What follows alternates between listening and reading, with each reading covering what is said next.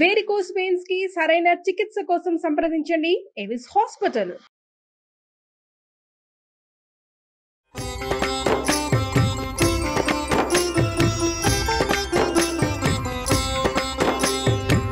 నమస్కారం.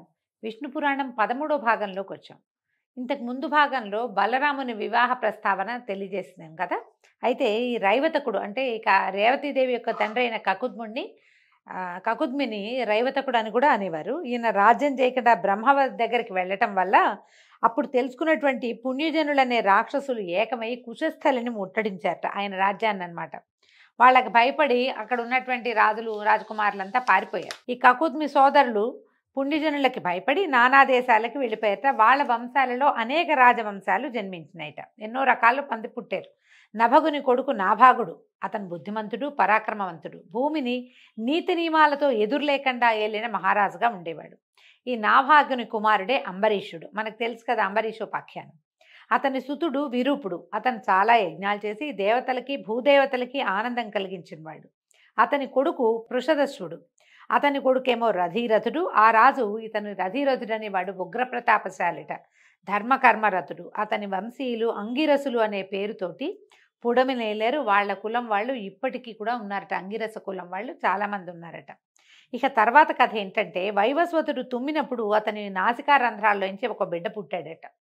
రంధ్రాల్లోంచి ఒక రకమైన జన్మ లభించింది అతనికి. ఇతని పేరు ఇక్ష్వాకుడు. ఇతని పేరే సూర్యవంశానికి వచ్చింది. ఈ ఇక్ష్వాకు మనకు తెలిసిందే కదా, రాముల వారి ఇక్ష్వాకు కులతిలక అని పాటలు కూడా ఉన్నాయి. ఆ ఇక్ష్వాకుకి ఎంతమంది కుమారులు? 100 మంది కుమారులట. కుక్షి, వికుక్షి, దుందుడు అనే ముగ్గురిని రాజసేవ యందు వినియోగించి అయోధ్యని రాజధానిగా తీసుకుని ఇక్ష్వాకుడు తండ్రిని మించిన ధార్మికుడయి అపర పరాక్రమంతో, ఎంతో అత్యద్భుతమైన పరాక్రమంతో భూమిని ఏలాడట ఆయన. ఈ ఇక్ష్వాకుడు ఒకసారి అష్టక శ్రాద్ధం అనే రకమైన పితృకర్మ చేయటానికి సంకల్పించి ఆ పితృకర్మలో మృగమాంసాన్ని పెడతారట. దానికోసం వికుక్షుని పంపించట. ఈ వికుక్ష ఏం చేసేట, అడవికి వెళ్ళి పలు రకాల మృగాల్ని చంపి అడవిలో తిరిగిన బడలికతోటి ఆకలి దప్పులతో బాధపడుతూ ఒక చెట్టు కిందకి చేరి తను సంహరించిన మృగాలలో నుంచి ఒక చెవులపల్లి మాంసాన్ని కొంచెం భక్షించాడట. కొద్దిగా తిని అది తీసుకొచ్చి తండ్రికి అప్పచెప్పాడట. అయితే ఏమైంది, ఈ కులగురువైన వశిష్ఠుడు, రాముల వారికి కులగురు వశిష్ఠుడు, ఈయన ముందు నుంచి ఉన్నాడు. ఇక్ష్వాకు కాలం నుంచే వశిష్ఠ మహర్షి ఉన్నాడు. ఈయన బ్రహ్మమానస పుత్రుడు అవటం వల్ల ఆయనకి దీర్ఘ జన్మ కలిగిన వాడనమాట. అది అశుచిగా భావించి ఏం చెప్పాడట, రాజా నీ కొడుకు అడవిలో తిరిగి మృగాలన్నిటికి చంపి చెవులపిల్లి మాంసాన్ని తిన్నాడు, అది మిగిలింది తెచ్చి నీకు ఇచ్చాడు, ఎంగిలి పదార్థాన్ని పితృకర్మకి ఉపయోగించకూడదు కదా, మరి నువ్వు చూడు ఇది అశుచి అనేది ఎట్లా ఉపయోగపడిస్తావు అని కేకలేశాడు. అది విన్న తర్వాత ఇక్ష్వాకుడు కోపించి కొడుక్కి చీవాట్లు పెట్టి తనే అడవికి వెళ్ళి మృగాల్ని చంపి మాంసం తెచ్చి వశిష్ఠాదుల మెప్పుతోటి ఒక పితృక్రియ, ఇదేదో ప్రత్యేకమైన క్రియ అండి. సాధారణంగా మాంసం తింటారు అలా చెప్పలేం మనం. వీళ్ళు ప్రత్యేకంగా కొన్ని విధులలో మాత్రమే ఇది జరిగేదట. కృతయుగం నాటి గాథ కాబట్టి దీని మీద మనం లాజిక్ తోటి మాట్లాడకపోవటమే మంచిది. అయితే ఈ శశమాంస భక్షకుడైనటువంటి వికుక్షుని శశాదుడు అనే పేరుతోటి పిలిచేవాళ్ళట. తండ్రి తర్వాత పరిపాలకుడై ధర్మ మార్గాన ఏలుబడి సాగించాడు. అశ్వమేధ యాగాలు నిరాటంకంగా చేశాడు. శత్రువన్న వాడిని నామరూపాలతో కూడా ఉంచలేదట. అట్లా విరాజిల్లి పురంజయుడు అనేటువంటి తన కొడుక్కి పట్టం కట్టి ఆయన తపశ్చర్యకి వెళ్ళిపోయాడు. మనం ఈ రాజుల గాథల్లో ఇదొక విచిత్రమైన విషయం చూస్తామండి. వీళ్ళు ఎంత బలము, పరాక్రమము, శౌర్యము ఎంత చూపిస్తారో, ఎన్ని రకాల యుద్ధాలు చేస్తారో, ఎంత రాజ్య వ్యాప్తి చేస్తారో, ఎన్ని యజ్ఞాలు హోమాలు చేస్తారో. ఒకే ఒక్క రోజుతోటి కుమారుడికి పట్టాభిషేకం చేయటం, మర్నాడు నారబట్టలు కట్టుకుని వెళ్ళిపోతారండి. నిన్నటి దాకా అంత తీవ్రమైన అధికార దాహంతో ఉన్నట్టుగా ఉన్నవాళ్ళు ఒక్క రోజులో వాళ్ళ ప్రవృత్తిని మార్చేసుకుంటారు. సంసార లంపటాన్ని వదిలిపెట్టేయగలుగుతారు. ఈ రకమైన డిటాచ్మెంట్ తెలుసుకోవటం కోసమే మనం పురాణాలు వినాలి. పురంజయుడు ఎలాంటి కష్ట నష్టాలు లేని విశిష్ట ధర్మ మార్గాన దొరతనాన్ని చెల్లించాడు. ఆ కాలంలో సురులకి అసురులకి ఘోరమైన యుద్ధం జరిగిందట, దేవతలకి రాక్షసులకి.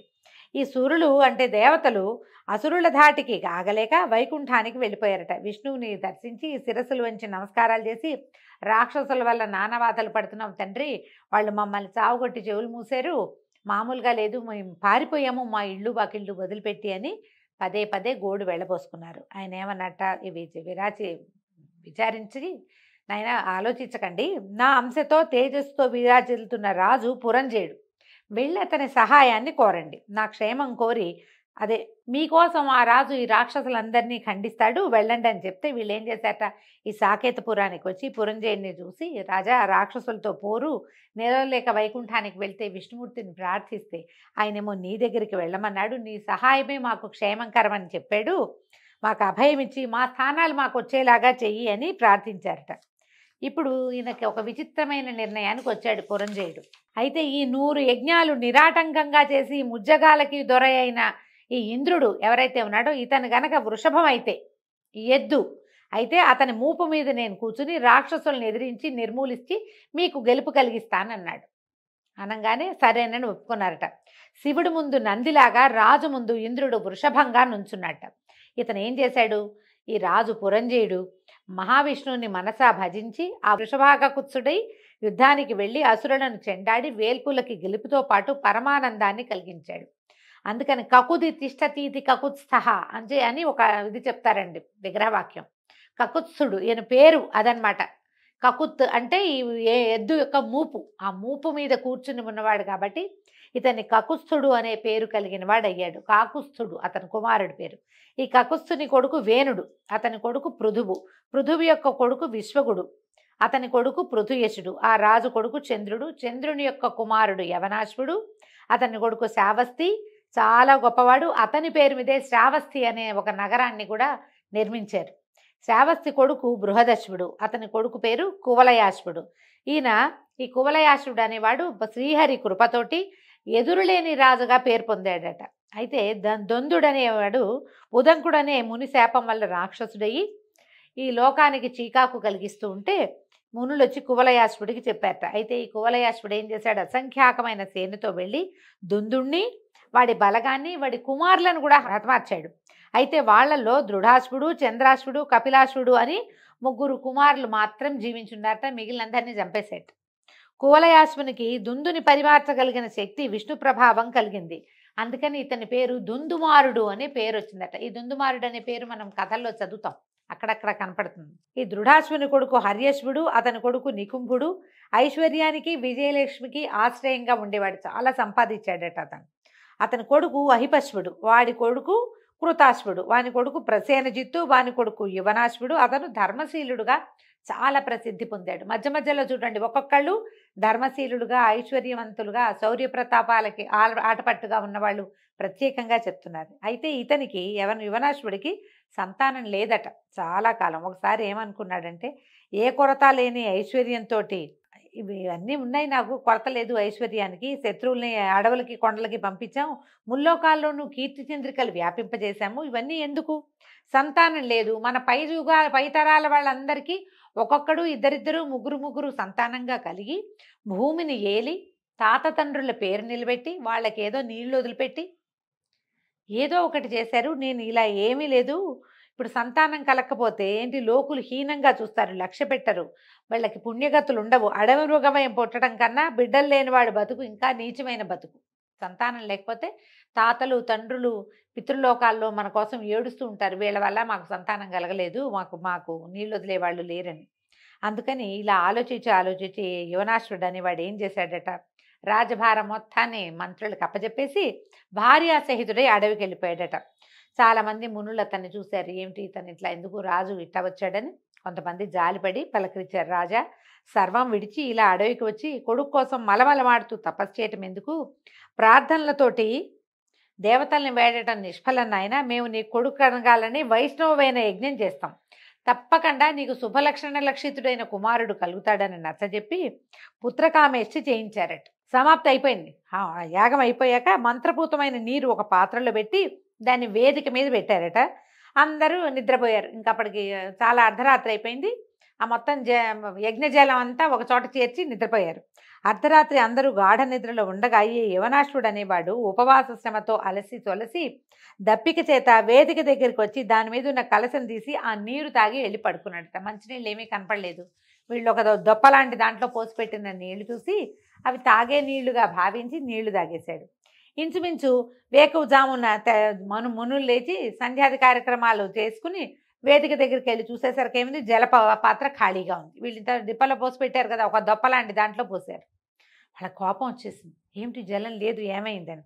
సంతతి కలగాలని ఎంతో శ్రమపడి పుత్రకామేష్టి చేసి రాజపత్నికి ఇవ్వడానికి వచ్చిన మంత్రోదకం తాగినటువంటి ఆ మూర్ఖుడు ఎవడో చెప్పాలి మాకు, ఆ మూర్ఖుడు ఎవడో తెలియకపోతే శపిస్తామని గట్టి గట్టిగా అరిచారు. అరిచేసరి కల్లా ఈ రాజుగారికి అర్థమైంది తను తాగింది మంత్రజలం అని. గబగబా లేచి, అయ్యా శాంతించండి, ఉపవాస ఆయాసంతో విపరీతమైన దాహం కలిగింది, పైగా ఈ యాగశాలలో కూర్చుని వేడికి దాహం కలిగి శరీరంలో ఉడికెత్తిపోతుంటే నీళ్లు కావాలని అటు ఇటు తిరిగి ఈ ఉదకం ఇక్కడ ఈ పాత్రలో ఉన్న ఉదకాన్ని నేనే తాగానని చెప్పాడు. చెప్పేసరికి ఇంకేమంటారు మునులు, అయ్యో రాజా, మా సంకల్పం తప్పక ఫలిస్తుంది, కానీ అది వ్యతిరేకమైంది. ఈ యజ్ఞం చేసింది ఎందుకు? సంతానం కోసం. ఆ జలాన్ని తాగవలసింది ఎవరు? యజ్ఞకర్త అయినటువంటి రాజుగారి భార్య. కానీ ఇక్కడ రాజుగారే తాగేశాడు. నువ్వే గర్భం ధరిస్తావు నాయన, బలవంతుల్లో మేటైన కుమారుడు కలుగుతాడు నీకు అని చెప్పి వెళ్ళిపోయారు. కొంతకాలానికి రాజు గర్భవంతుడయ్యాడు. మనం ఇటీవల కాలంలో న్యూస్లో ఎక్కడో చూసామండి, ఒక మగ ఆయనకి ఆ గర్భాశయాన్ని ప్రవేశపెట్టి ఆయన పొట్టలో పెంచారు బేబీ అని. ఇది ఇవాళ కొత్తది కాదండి, కృతయుగం నాడే జరిగిందట ఇది ఎప్పుడో. అయితే కుడివైపు గర్భాన్ని ఛేదించి మగబిడ్డ బయటికి వచ్చాడట. పిల్లవాడే వాడంతటి వాడే గర్భాన్ని ఛేదించుకుని బయటకు వచ్చాడు. ఆ సమయంలో దివి నుంచి పుష్పవృష్టి కురిసిందట, దివ్యదుందువులు మోగాయి, గగనవాణి పొగిడిందిట. సురగణాలతోటి ఇంద్రుడు వాళ్ళ వద్దకు వచ్చాడు. మునులందరినీ రప్పించాడు ఎక్కడెక్కడి నుంచో. వాళ్ళందరూ చూసి, ఈ బాలుడు నన్ను నా రాజ్యాన్ని భరించటానికి సమర్థుడు గనక మాంధాత అని పేరు పెట్టాడట. పేరు పెట్టి ఏం చేశాడు, కురిచేతి బొటన వేలిని పిల్లవాడి నోట్లో పెట్టాడు. తండ్రి మగవాడు కదా, తల్లి, అందుకని ఇంద్రుడి యొక్క వేలుని పిల్లవాడి నోట్లో పెడితే ఆ వేలు చీకేసరికల్లా ఆయన వేలులోంచి అమృతం వచ్చిందట ఆ శిశువు కోసం. అదే ఉగ్గుపాలుగా జన్మించాడు. అట్లా 12 సంవత్సరాలు అమృతాన్ని పట్టించాడట ఇంద్రుడు ఈ కుర్రవాడికి. అలా 12 సంవత్సరాలు కాగా మాంధాత 7 దీవులతో అలరారుతున్న భూమిని కైవసం చేసుకుని ఏకఛత్రంగా పరిపాలించేటువంటి చక్రవర్తి అయ్యాడు. సూర్యుడి ఉదయాస్తమానాలకు నడుమనున్న భూమండలం అంతా కూడా మాంధాత క్షేత్రమని జనులు అనుదినం అభినందించేవాళ్ళు. మాంధాత అనేవాడు అద్భుతమైన చక్రవర్తి, షట్చక్రవర్తులలో ఒకడు. మాంధాత శశిబిందు పుత్రి అయినటువంటి బిందుమతి అనే ఆమెను చేపట్టి 3 కుమారులకి తండ్రి అయ్యాడు. తర్వాత కాలంలో పురుకుత్సుడు, అంబరీషుడు, ముచికుందుడు అని వీళ్ళ 3 పేర్లట. తర్వాత 50 మంది కూతుళ్ళు పుట్టారట ఆయనకి. అందరూ బంగారపు బొమ్మల్లాగా ఉండేవాళ్ళట, అందరూ మోహనాంగులే. ఇలా సంతానవంతుడైన ఈ మాంధాత చీకు చింత లేకుండా హాయిగా ఉన్నాడు, సంతోషంగా. ఆ కాలంలో సౌభరి అనే ఒక ముని ఒక కొలను నీళ్ల లోపల ఉండి తపస్సు చేస్తూ అలా ఉండేవాడు నీళ్లలో. అయితే ఒక ఆడ మగ చేపలు కలిసి తిరుగుతూ ఉండటం చూసి, ఎందుకు ఈ తపస్సు, ఒక భార్యతో ఆనందంగా గృహస్థ జీవితం నడపటం మేలు అని చెప్పి ఆయనకి సంసారం పట్ల ఆసక్తి కలిగింది. చేపల విహారం చూసేసరికి మాంధాత దగ్గరికి వచ్చాడు. మాంధాత దగ్గరికి వస్తే ఆయన మాంధాత ఈ ఋషిగారిని సాదరంతో కూర్చోబెట్టి అర్ఘ్యం పాద్యం ఇచ్చి నమస్కారం చేసి సంభావించి కూర్చోబెట్టాక అడిగాడు, మహానుభావ మీకేం కావాలండి, మీరు ఆకకి కారణం ఏమిటి, నేనేం చేయగలను మీకోసం అని అడిగేసరికల్లా సౌభరి అన్నాడు, నువ్వు దాతవుగా పేరొందిన వాడివని విని నీ దగ్గరికి వచ్చాను. ఇప్పుడు ఎవరు ఎప్పుడు ఏది అడిగినా సరే అది ఇచ్చి పంపించకపోతే మీ ఇక్ష్వాకువంశానికే మాయని మచ్చ. అదిగాక నువ్వేం చేసావు, ఈ భూమండలాన్ని అంతటినీ ఏకఛత్రాధిపతంగా పరిపాలన చేసి ఇంద్రుడికి కూడా సహాయం చేయగలిగే స్థితిలో ఉన్నవాడివి, కాబట్టి నేను ఐహిక సుఖం కోసం నిన్ను ఒక కోరిక కోరడానికి వచ్చాను అని చెప్పాడు. ఎవరైనా సరే క్షేత్రం తెలిసి విత్తనం వేయాలి, పాత్ర మెరిగి దానం ఇవ్వాలి అని అనేసరికల్లా మాంధాత అన్నాడు, మీకు ఎందుకండి అనుమానము, మీరేం అనుమానం పడద్దు, మీ మనసులో ఏది ఉంటే అది చెప్పేయండి, మీకు ఏది కావాలంటే అది నేను ఇస్తానన్నాడు. అప్పుడు ఈయన ఏమడిగాడు, బాగా ఆలోచించి అయ్యా మీకు ఔచిత్యం అనౌచిత్యం తెలుసు కదా, నువ్వు సత్యవచనుడివి, అందుకని నమ్మి అడుగుతున్నాను, నీ పుత్రికల్లో ఒక్క పిల్లని నాకు ఇచ్చి వివాహం చేయమని అడిగాడు. నేను నీ పేరుతోటి నేను గృహస్థునవుతాను, ఒక్క అమ్మాయిని నాకు ఇల్లాలిగా ఇవ్వమని అడిగాడు. అయితే ఈయన ఏమనుకున్నాడు, సౌభరి తీరు, నడక బడలిక, మాసి తెలుపెక్కిన గడ్డం, పట్టుతప్పి నీడుపై సన్నగా ఉన్న శరీరం, ఆయన చూస్తే భయమేసింది మాంధాతకి. కూతుర్లందరూ బంగారు బొమ్మలు, పట్టు శలాకలు, ఎంత చక్కటి వాళ్ళో, ఇంకా ఇప్పుడే యవనారంభ దశలో ఉన్న పిల్లలు. ఈయన చూస్తే కడు వృద్ధుడు, ఆయనకి బాధ వచ్చింది, ఏం చేయాలో తెలియలే. బాగా ఆలోచించి సన్నసన్నగా అన్నట, మా పూర్వులు కన్యలు మెచ్చిన వారికే ఇల్లాళ్ళుగా ఇచ్చారండి, అంతేగాని ఎంత ఐశ్వర్యం ఉన్నా అందచందాలున్నా ఇచ్చేది లేదు. నేను ఆ త్రోవలోనే వెళ్తాను. నేను కూడా మా పూర్వులంతా ఏం చేశారు, అమ్మాయిలకి ఎవరు నచ్చితే వాళ్ళకి స్వయంవరం చేయించాం మేము. కాబట్టి నా మనవి విను. వయసు మళ్ళీ శరీరం దిగజారి చిక్కి ఉన్న నిన్ను మోహన రూపురేఖలున్నటువంటి నా కూతుళ్లలో ఒక్కతైనా ఒప్పుకుంటుందా? మరి పిల్లకి నచ్చకుండా నేను ఎట్టా పెళ్లి చేయను నాయనా అని అడిగాడు. అడిగితే సావుభరి అన్నాడు, మా రాజా మంచి మాట అన్నావు. సరే నిజమే నువ్వన్నట్టే, నాకు ఆరోగ్యం లేదు, అందం లేదు, యవనం లేదు, వృద్ధాప్య దశలో ఉన్నాను. సరే నా మాట విను, నన్ను నీ కూతుళ్ళన్న చోటికి తీసుకెళ్ళు. వాళ్ళల్లో నన్ను ఎవ్వరు ఇష్టపడితే వాళ్ళకి ఇచ్చి పెళ్లి చేయి, ఇష్టపడకపోతే నువ్వన్నట్టే నా దారి నేను పోతానన్నాడు. అనగానే రాజు ఇంకేం మాట్లాడాలో తెలియలే. ఈయనేమంటే ఆయనకి ఇంకా ఆశ ఉంది, ముసలాయనకి పాపం. కడువృద్ధుడుగా ఉన్న సౌభరికి ఇంకా ఆశ ఉంది ఎంతో కొంత.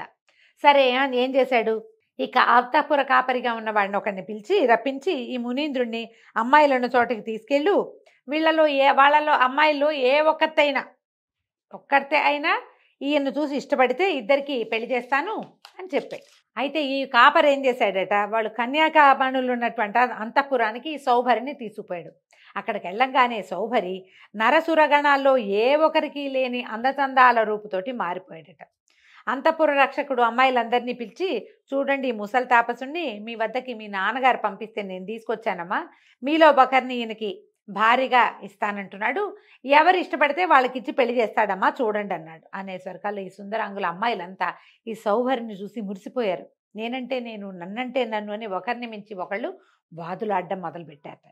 ఈ కాపరి పరిగెత్తుకుంటూ రాజుగారి దగ్గరకు వచ్చాడు. ప్రభు, నీ కుమార్తెలందరూ ఆ మునిని చూసి ఒకరితో ఒకరు వాదిస్తున్నారు, నేనంటే నేననేసరికల్లా ఈయన ఆశ్చర్యపోయాడట. మాంధాత కడువృద్ధుడైన సౌభరి కన్యకలని ఎట్లా మోహింపజేశాడు, ఆయన తపశ్చర్య ఏమిటి, ఆయన తపశ్శక్తి ఏమిటి అని ఆశ్చర్యపోయి అబ్బురపడి ఏం చేశాడట, శుభముహూర్తంలో 50 మంది కూతుళ్ళని ఈ సౌభరి మహామునికి ఇచ్చి వివాహం జరిపించేశాడు. సమృద్ధిగా వస్త్రాదులు అన్నీ దానాదులు ఇచ్చి అనేక సువర్ణమయాలైనటువంటి బళ్ళు, ఇళ్ళు, గోపురాలు ఎన్నో ఇచ్చి మహర్షి వెనక పంపించాడు. అయితే ఈయన ఏం చేశాడట, భార్యలతోటి తన ఆశ్రమానికి వచ్చేసి దేవశిల్పైన విశ్వకర్మను తలుచుకున్నట్ట. ఆయనకి ఏం చెప్పాడు, నేను గృహస్థనయ్యాను, నా భార్యలందరూ మహారాజ పుత్రికలు, దివ్యభోగానుభవం కలిగిన వాళ్ళు, వాళ్ళకి నివసించదగిన రత్నాలు పొదిగిన బంగారు గోడలతోటి మేడల్ని నిర్మించమన్నాడు. అన్న మరుక్షణం విశ్వకర్మ దివ్యమైన భవనాలు, వాటిలో హంసతూలిక తల్పాలు, నిలువుటద్దాలు, పెరళ్లలో పువ్వుల తోటలు, నడబావులు సర్వసమృద్ధిగా రూపొందించి మునికి అప్పచెప్పాడు. సరే సౌభరి పరమ సంతోషంతో తన 50 మంది భార్యల్ని ఆ 50 భవనాల్లోకి ప్రవేశపెట్టాడట. మరి వాళ్ళకి పనివాళ్ళు కావాలి, రాజకుమార్తెలు ఒంటరిగా ఉండగలిగిన వాళ్ళు కాదు. అయితే ఈ పనివాళ్ళుగా వీళ్ళకి చెలికత్తెలుగా అప్సరసల్ని తన తపశ్శక్తితోటి రావించి భార్యలకి సేవికలుగా నియమించాడు. వాళ్ళకి తగిన అమూల్యమైన ఆభరణాలు కానుగ్గా ఇచ్చాడు.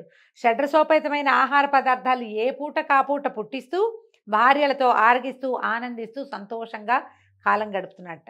అక్కడ మాంధాత మహారాజు ఏమనుకుంటాట, కందమూలాలు కాయలు పళ్ళు తింటూ ఆకలితోటి నలుగుతూ ఒడలు జారి ఉన్న తపస్వికి కుసుమ సుకుమార మూర్తులను ఇష్టభోజనాలతో పుష్టిగా ఉన్న వారి కూతుళ్ళని, నా కూతుళ్ళని ఇల్లాళ్ళుగా ఇచ్చాను, వాళ్ళ స్థితి ఎట్లా ఉందోనని భార్యతో కలిసి కొంతమంది పెద్దవాళ్ళతో కలిసి సౌభరి ఉన్న అడవికి వెళ్ళాడట.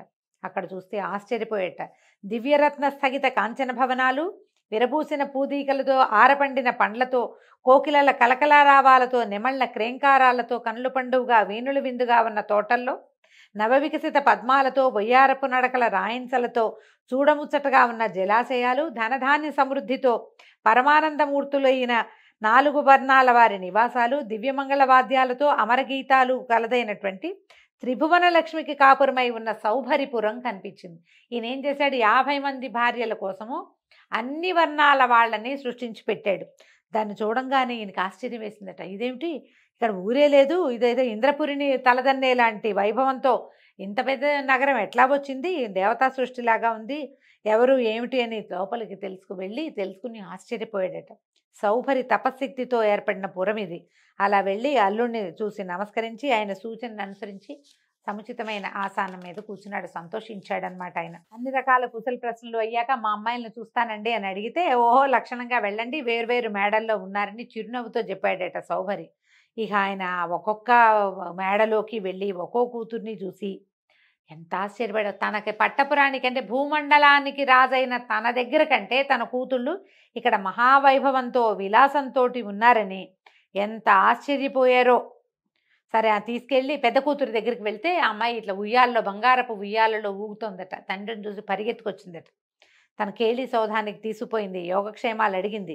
అప్పుడు అడిగాడట, అమ్మా నువ్వు మీ చెల్లెలు క్షేమంగా ఉన్నారా, నీ భర్త మిమ్మల్ని చూస్తున్నాడు అంటే అన్నీ బాగున్నాయి, నిన్ను నిన్ను నువ్వు రోజువారీ నిన్ను చూడలేకపోతున్నామన్న దిగులు తప్ప ఏమీ లేదు, మమ్మల్ని అందరినీ మీ అల్లుడు ఎంతో సంతోషపెడుతున్నాడు, మేమందరం హాయిగా ఉన్నాము అని చెప్పేశారు కల్లా. పైగా ఏంటంటే ప్రతి మందిరంలోనూ ఉన్నాడని కాదు, నా మందిరంలో ఎప్పుడు నా మందిరంలోనే ఉండి ఎంతో సంతోష పెడతాడంటే ఈయన ఆశ్చర్యపడి, ఇదేంటి ఒక పిల్ల మందిరంలోనే ఉంటే ఈయన పెద్దమ్మాయి మందిరంలోనే ఉంటే మిగిలిన అమ్మాయిలంతా ఏమైపోతారు అని ఆశ్చర్యపోయి భయపడ్డాడు. అమ్మో మిగిలిన చిన్నపిల్లలంతా పెద్దమ్మాయి దగ్గరే ఉంటే చిన్నపిల్లలంతా బాధపడుతున్నారేమోనని రెండో కూతురు మేడకెళ్తే అది ఇంకా బాగుంది. ఆ మేడ, ఆ కూతురు ఇంకా సంతోషంగా ఉంది, ఇంకా ఉత్సాహంగా ఉంది. ఆ కంచి భర్తతో చాలా సంతోషంగా ఉన్నానని చెప్పేశారు కల్లా ఈయనకి ఆశ్చర్యం వేసింది.